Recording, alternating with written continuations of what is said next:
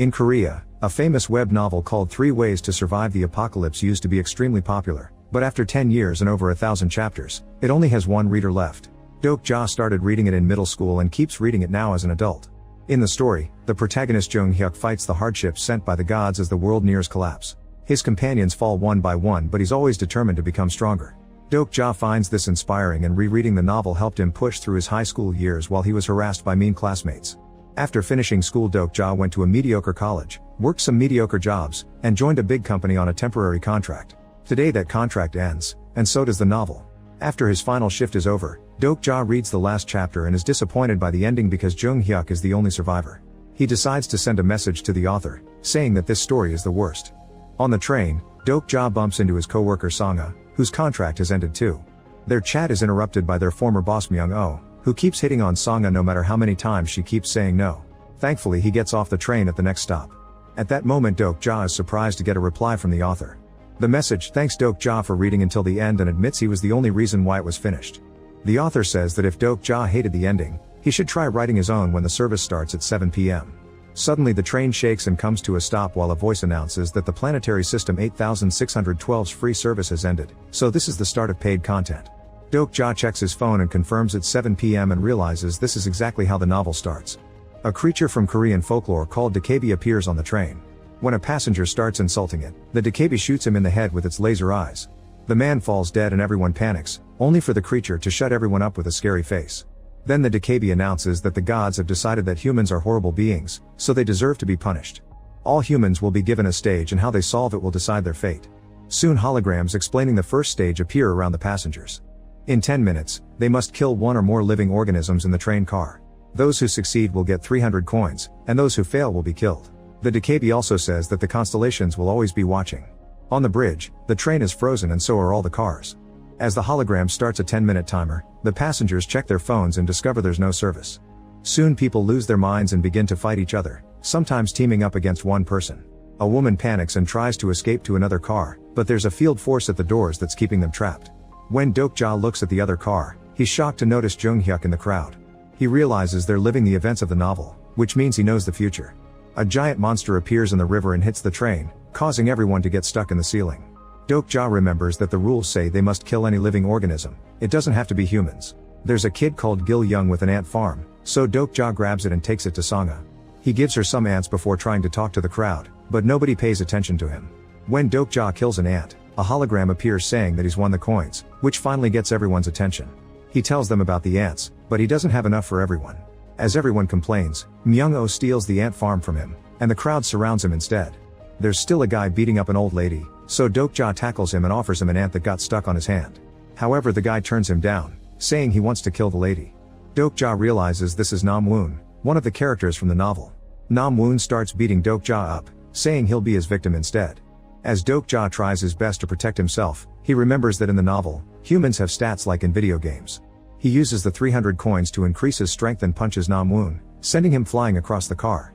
Nam Woon responds by activating his Grimdark Awakening skill, which allows him to easily overpower Dokja in seconds. At that moment, the crowd accidentally drops the ant farm and a tube of eggs rolls out. Dokja destroys it and receives a huge payment in coins. He spends 3,000 on stamina and another 3,000 on agility, so he dodges all of Nam Woon's attacks and knocks him down. A terrified Nam Woon promises not to hurt the old lady and asks for an ant, but Dokja says he doesn't deserve to be in the story. Then Dokja runs to act as a shield for the woman since Nam Woon is trying to attack her again. Dokja puts an ant in the lady's hand and closes it to crush it before the timer reaches 0. The voice announces that the stage is over and all the losers get a hole in their faces to kill them.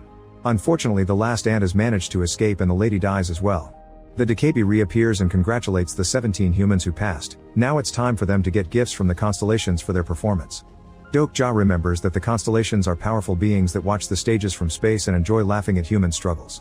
Each passenger gets a list of the constellations that want to sponsor them and they must choose one, but someday the debt must be paid back. Dokja decides to turn down sponsorship for now. Suddenly the train starts falling on its side because the river monster is trying to drag it down. A former soldier is trying to open the doors and Dokja recognizes him as the character Yunsung. As the train starts to touch the water, Dokja teaches Yunsung how to use special skills. Yunsung activates super strength that allows him to bend the doors open. Everyone quickly climbs out while Dokja notices that Gil Young is still in the car crying over his ant farm. Dokja apologizes and brings him out. As the survivors run as fast as possible, the voice announces the new stage. They must successfully cross the bridge. The monster smashes a section of the bridge to create a huge gap before going back to the river.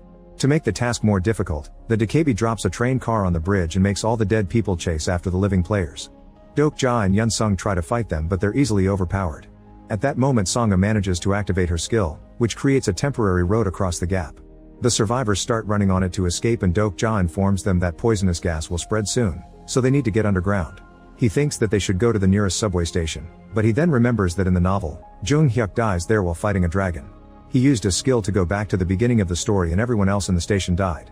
If they want to survive, they must keep Jung Hyuk alive so he won't reset, and Dokja thinks he can help him using his knowledge of the future. Meanwhile, Jung Hyuk is using a sword and a gun to bring all the attackers down. Then he approaches Dokja and asks him what he did, since Nam Woon wasn't supposed to die so soon. Dokja shares what will happen in the station and pretends he has a prophecy skill. Jung Hyuk holds him by his tie over the edge as he asks him what tactics to use. Dokja panics and doesn't know what to answer, so Jung Hyuk tells him to meet him later in the station before dropping him in the water. The monster swallows Dokja and he lands in its stomach. The hologram announces a new stage. He must kill the monster and escape. The Dakabi is also there narrating things for the stream, so Dokja shocks it by calling it by its name, Bai Hyung. He also knows that Bai Hyung is a 9th level Dakabi, and doing the streams means it can ascend one day. Dokja points out that he's probably very popular among the constellations right now, so if he dies, Bai Hyung will receive backlash. Bai Hyung checks its donations and confirms that the Watchers love Dokja, so it agrees to sign an exclusivity contract. Then the monster's stomach starts filling with acid. Dokja asks for the Dakabi shop and buys a bunch of spikes to block the acid ducts, which is something he learned from the novel. By blocking all the ducts, the monster will die, however there are hundreds of them. Dokja refuses to give up and keeps working until all the ducts are covered, which finally kills the beast and ends the stage. Afterward, Dokja inserts his hand into the monster's skin and brings out its nucleus. He asks Bai Hyung to trade it at the shop for a very rare item called Ether of Faith. Before Dokja leaves, Bai Hyung gives him an item starter pack, which includes a mask. Dokja puts it on before going outside, since the poisonous gas is already in the area. He collapses on the shore and starts getting lots of sponsorship offers from constellations, so he turns the notifications off.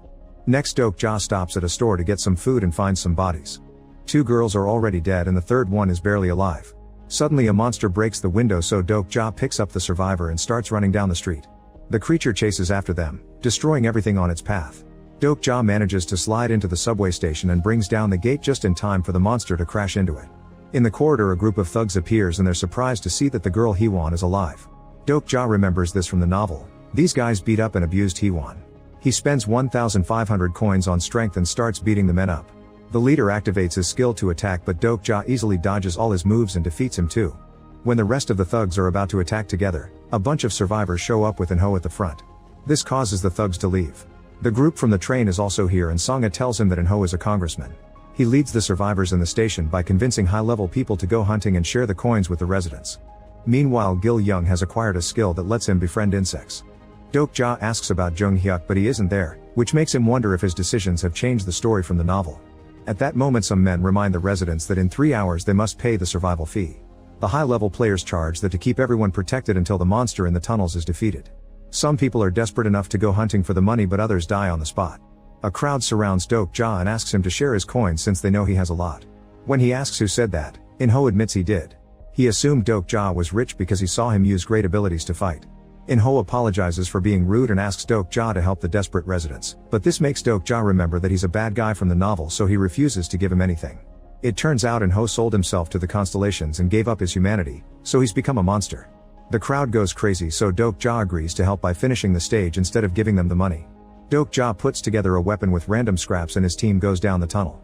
Hee-won shares how the thugs killed people to take their coins, then they brought them to the station pretending they got them from hunting monsters. Dokja knows she was supposed to die in the store.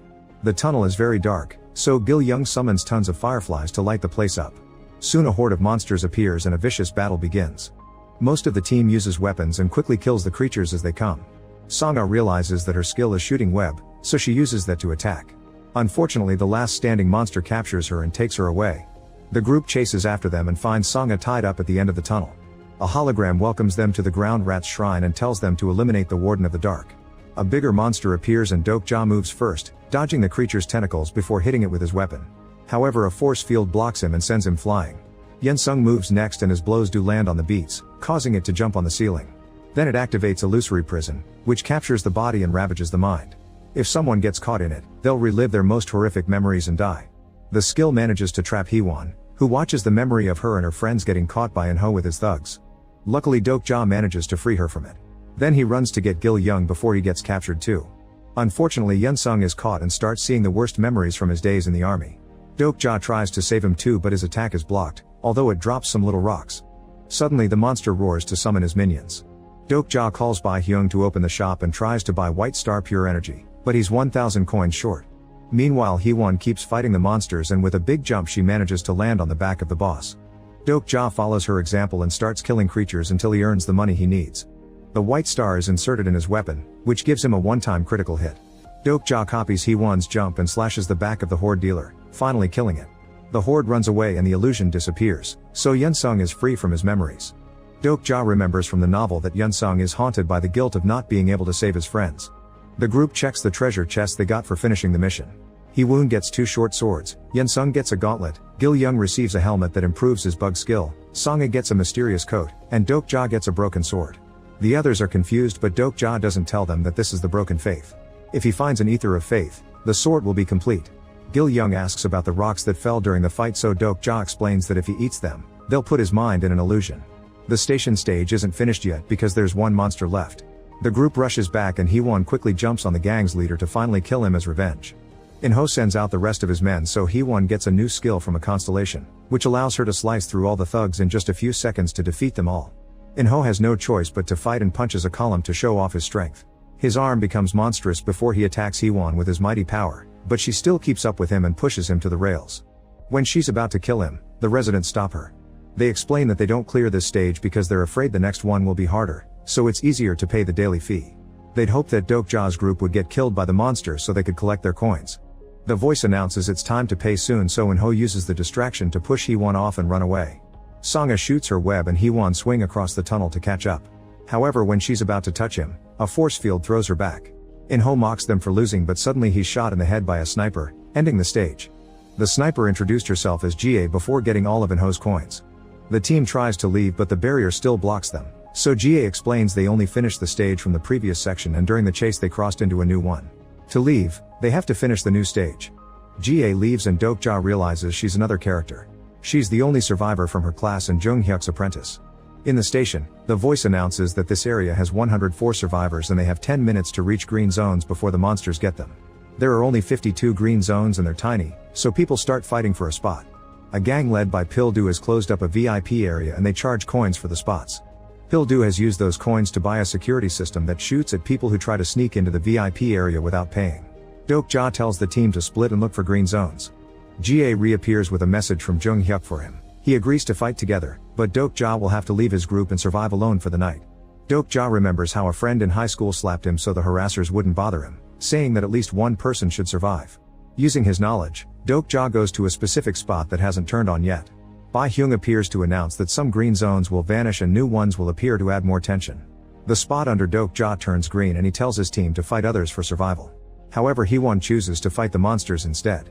The 10 minutes run out and the beasts appear in the station to kill every person who isn't on a green spot.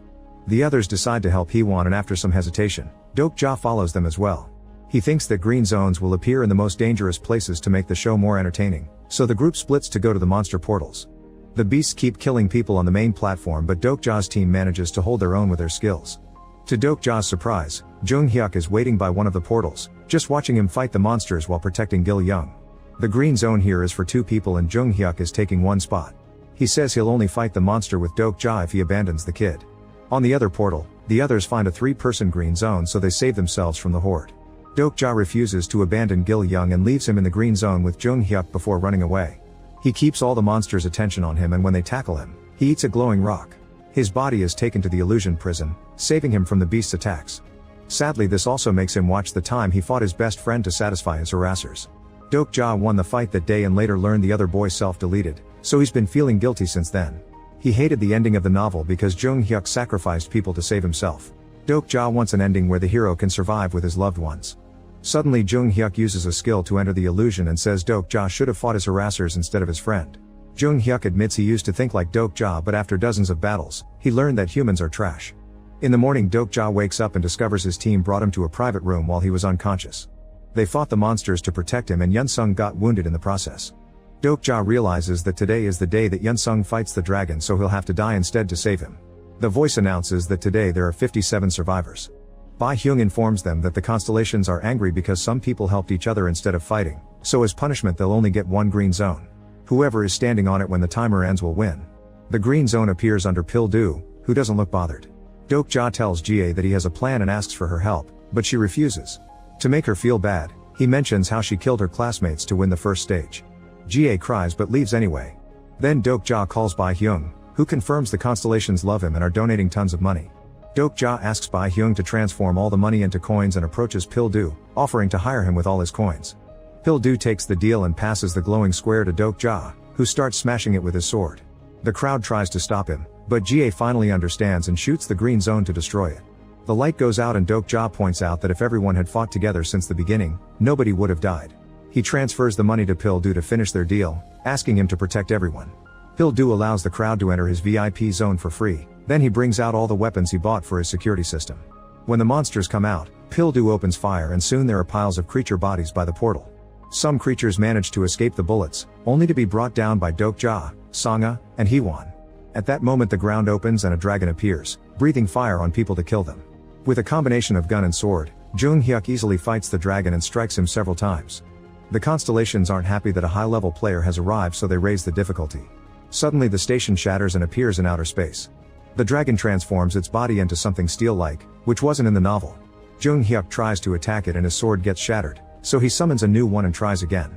The dragon quickly overpowers him and stabs him with his own weapon. This doesn't stop Jung Hyuk from trying over and over again. Dokja opens his starter kit and swallows an item that will protect him from the flames. Sangha uses her web to drag Jung Hyuk out of the monster's grasp and Dokja takes over the fight. The dragon keeps bringing him down, but at least its fire does nothing. While the dragon's distracted, a huge monster tackles it to the ground. It turns out that since this creature is a bug, Gil Young can control it, although he feels the pain that the monster does. Unfortunately the dragon is too strong and is beating the bug up, which may kill Gil Young soon. Yunsung refuses to lose another friend and rushes to fight, which awakens his special skill. The gauntlet transforms into a shield that stops the dragon's attacks and the ground rises to block it. Then Sangha creates a web bridge for Hwon to jump on. She lands on the dragon's back to slash its body a few times. Now Yunsung can break through the wall to push the dragon down and Dokja tries to stab it, however the dragon flies up to escape. A flashback reveals that the plan is to stab the dragon's core to kill it, but that will also kill the attacker. The mission reward will give them an item to revive one person. Sangha shoots web again and restrains the dragon while Dokja jumps to finally stab it in the chest, but the sword doesn't go through. Jie shoots the dragon's chest to make a crack, only for the monster to push Dokja off. The chest closes the wound and the team loses all hope. Suddenly Jung Hyuk finishes killing the rest of the monsters and fights the dragon again. After exchanging a few blows, he manages to pierce the core, and the dragon's breath covers them both in fire. Just like the novel, Jung Hyuk's flaming body falls to the ground and his skill activates to send him back. Dokja watches how everyone is starting to disappear and thinks it's over. At that moment, he's shocked to see that the author has accepted his trade in the market and has sent him the Ether of Faith.